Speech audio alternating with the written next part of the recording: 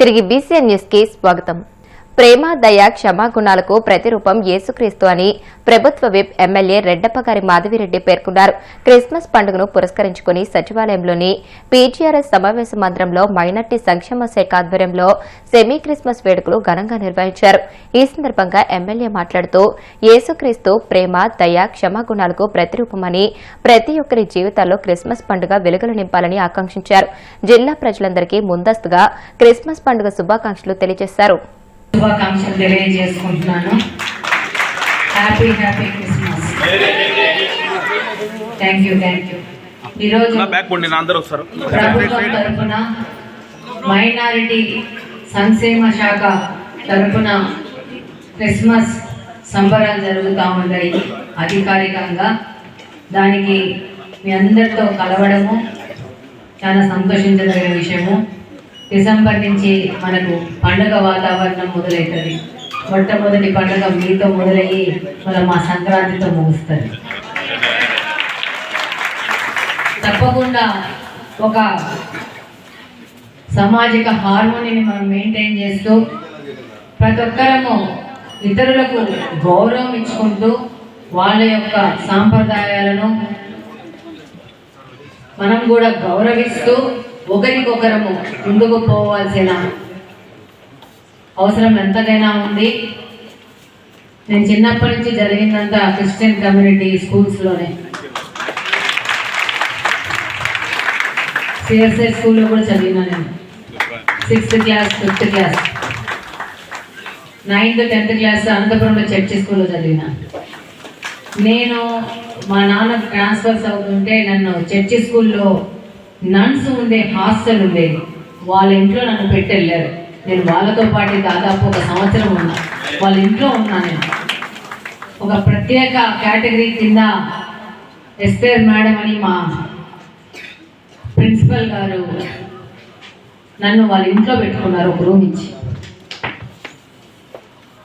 చిన్నప్పుడు క్రిస్మస్ అంటే దగ్గర ఉన్న చర్చిలోకి వెళ్ళి క్రిస్మస్ అప్పుడు డ్యాన్స్ వేసేవాళ్ళం. చిన్నప్పుడు క్రిస్మస్ సంబరాలకి అంత స్పీడ్గా పార్టిసిపేట్ చేసేవాళ్ళం. సిఎస్ఐ స్కూల్ తరపు నుంచి మా క్లాస్మేట్స్ అందరం ఎంతో సంతోషంతో, ఆనందంతో, స్నేహతా భావంతో చేసుకోవాలని మనస్ఫూర్తిగా కోరుకుంటూ వన్స్ అగైన్ ప్రతి ఒక్కరికి merry Christmas, happy Christmas. Thank you. ధనుర్మాసం సందర్భంగా తిరుపతి జిల్లా గూడూరు పట్టణంలోని శ్రీ చెన్నకేశ్వర స్వామి దేవస్థానం, శ్రీ అలగనాథ స్వామి దేవస్థానం, శ్రీ కోదండ రామాంజనేయ స్వామి దేవస్థానంలో తిరుప్పావెను భక్తులు భక్తి శ్రద్దలతో పఠించారు. అనంతరం తీర్థ ప్రసాదాలు స్వీకరించారు.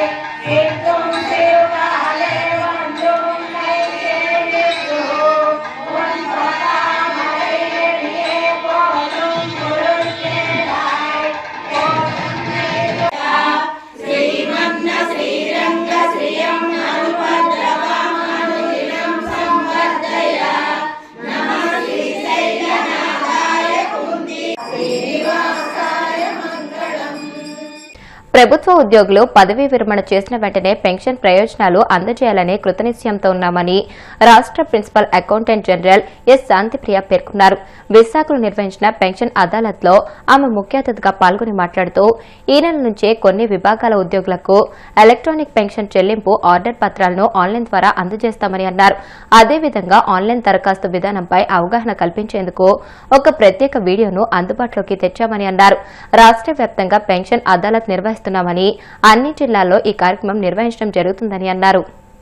I think as HOD of entitlement functions, it started few years back, but we have started visiting many of the districts of Andhra Pradesh, and now objective entante before I leave Andhra, maybe I want to visit all the 26 districts of Andhra Pradesh, go there and conduct these pension adalats so that everyone will be aware of what is expected from our side and to listen to from the pensioner side.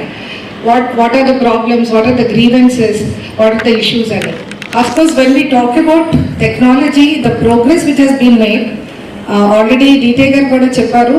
So there is a system of RBPS, Retirement Benefits Processing System ani. Ma AG office lo pen man ani is the package. So what we are looking at this point of time is the integration between these two packages, which will enable the things to become even more faster, even more simpler. That's what yesterday Srikakulamlo nenu cheppanu, pension at your district kakunda we want to have the tagline of pension at your home. Endukante you can the pensioner himself, instead of depending on someone else, you can actually upload your documents, all your details, and everything will be done on the system online.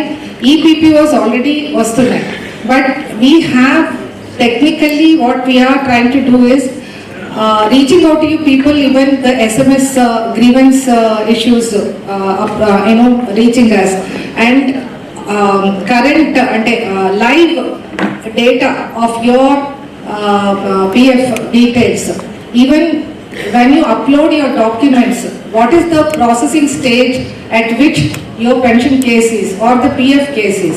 That is the objective we are looking at through our efforts, whatever we are putting. Today we have Director NIC with us, Madhusudan Garu. The reason we have invited and he also he's here because the interaction with NIC, what progress we have made with the packages we have done, PF package gani, pension package gani, and that is the reason. And అదే DTA గారు చెప్పినట్టే finance department లో with the principal secretary finance, whole team and the CFMS team, all of us we had a meeting. What we are looking at is the government orders to be issued for the implementation of RBPS. They have represented. So we have to tell them, sorry Andy, it is not with us, it is with the state government. They have to release the funds. Adi treasury nunchi ante on priority kuda chestunarani. In fact, at one point of time when I was interacting with the finance minister, నేను చెప్పాను, sir ఇట్లాగా మేము pension Adalat conduct చేస్తూ ఉంటే వాళ్ళు వచ్చి మమ్మల్ని approach అవుతున్నారు. రేవంత్ రెడ్డి ప్రభుత్వానికి హనీమూన్ ముగిసిందని, ఇక కేసీఆర్ ప్రజల్లోకి వస్తున్నారని బీఆర్ఎస్ వర్కింగ్ ప్రెసిడెంట్ కేటీఆర్ అన్నారు. తెలంగాణ ముఖ్యమంత్రి రేవంత్ రెడ్డి ఎవరితో ఫుట్బాల్ ఆడుకుంటారో తనకు తెలియదని, కానీ తాను మాత్రం ఆయనతో ఫుట్బాల్ ఆడుకుంటానని కేటీఆర్ వ్యాఖ్యానించారు. తనను ఫెయిల్యూర్ వర్కింగ్ ప్రెసిడెంట్ గా రేవంత్ రెడ్డి వ్యాఖ్యానించడంపై కూడా కేటీఆర్ స్పందించారు. తాను ఫెయిల్యూర్ నాయకుడి కాదని ఆయన అన్నారు. తాను వర్కింగ్ ప్రెసిడెంట్ అయ్యాక 32 జిల్లా పరిషత్లు, 136 మున్సిపాలిటీల్లో గెలిచామని గుర్తు చేశారు. ఎస్సీలను మోసం చేసినారు, ఎస్టీలను మోసం, బీసీలను మోసం, రైతులను మోసం, మహిళలకు మోసం, యువతకు మోసం, విద్యార్థులకు మోసం. ఇలా చేతిలో మోసపోని వాళ్ళు ఎవరు లేరు. ఏమైనా ఏం చేసినారు రాయి అంటే ఫ్రీ బస్ ఒకటి చెప్తారు. అది ఫ్రీ బస్ ఎట్లయితుందో నాకైతే ఇంతవరకు అర్థం కాలే. మీకు వాళ్ళకన్నా అర్థమైతే నాకు చెప్పురు జర. మహిళలకు ఫ్రీ అంట, కానీ వాళ్ళు ఎంబడి ఉండే మగవాళ్ళకు డబుల్ టికెట్ అంట. ఇక అది ఫ్రీ ఎట్లయితుంది? మళ్ళీ వాళ్ళ ఇంట్లో ఉండే పిల్లలకు 25% బస్ పాసులు పెంచిరు. ఇక అది ఎట్లా ఫ్రీ అవుతుంది చెప్పు, నాకు అర్థం కాదు. ఇక మళ్ళీ ఫ్రీ బస్సు అని ఉదరగొట్టుడు. మొత్తం అందరూ మోసపోయి బాధపడుతున్నారు. గ్రామాలలో రైతులైతే కోపం మీద ఉన్నారు. మీకు తెలుసు నాకంటే బాగా, రుణమాఫీ కాలే, రైతు బంధు రాదు, ఇదివరకు కరెక్ట్గా వచ్చే కరెంట్ ఇప్పుడు కరెక్ట్గా వస్తలేదు. యూరియా ఆఖరికి యూరియా అన్న కరెక్ట్గా ఇచ్చే ముఖం ఉన్నది రైతులకు. యూరియా కోసం ఇలా యుద్ధాలు చేయాల్సిన పరిస్థితి పాపం రైతులకు ఇలా ప్రతి గ్రామంలో ఉన్నది. అందుకే ఇప్పుడు మళ్ళీ ఎక్కడ లైన్లు కడతారో మళ్ళీ ఎక్కడ తంతారో అని భయంతో కొత్త దుకాణం తెరిచిరు వీళ్ళు. ఏందట అంటే ఇదివరకు యూరియా షాప్లలో దొరుకుతుండే, ఇప్పుడు యాప్లో దొరుకుతుందంట. యాప్ ఫోన్లో యాప్ ఉండాలనంట, యాప్లో దొరుకుతుందంట. మరి షాప్లో యూరియా అయినోడు యాప్లో ఇస్తాడే? నాకు తెలియకడతా ఆడు ఉంటేనే కదా ఇటు ఇచ్చేది. ఇక గట్లున్నది ఇలా కథ. ఎందుకంటే లైన్లు కనబడద్దు, దాచిపెట్టాలి. ఎన్ని రోజులు దాస్తావు? 10 ఏళ్ళు మరి కేసీఆర్ ప్రభుత్వంలో ఎందుకు లైన్లు లేకుండే? ఎందుకంటే నడిపేటోనికి తెలివి ఉండాలా, నడిపేటోనికి రైతుల మీద గుండెల్లో ప్రేమ ఉండాలా. అది కేసీఆర్ కుండే, నీకు లేదు. వార్తలు ముగించే ముందు ముఖ్యాంశాలు మరొకసారి. అభివృద్ధి సంక్షేమ కార్యక్రమాలను ప్రజల్లోకి తీసుకువెళ్లే బాధ్యత తీసుకోవాలి. అనకాపల్లి నియోజకవర్గ పార్టీ శ్రేణులకు టీడీపీ అధినేత చంద్రబాబు దిశానిర్దేశం. కాకినాడ రామారావుపేట పట్టణ ఆరోగ్య కేంద్రంలో పల్స్ పోలియో కార్యక్రమం. చిన్నారులకు చుక్కలు వేసిన వైద్య ఆరోగ్య శాఖ మంత్రి సత్యకుమార్ యాదవ్. కూటమి పాలనలో శాంతి భద్రతలు క్షీణించాయన్న వైసీపీ ఎమ్మెల్సీ వరదు కళ్యాణి. మహిళలకు ఇంట్లోనూ బయట రక్షణ లేదని ఆరోపణ.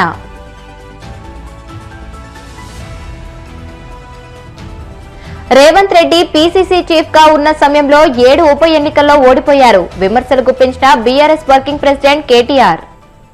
ఈ వార్తలు ఇంతటితో సమాప్తం. మరిన్ని వార్తల కోసం BCN digital YouTube channel, Facebook page ని ఫాలో అవ్వండి. అప్డేటెడ్ వార్తల కోసం ప్లీజ్ సబ్స్క్రైబ్.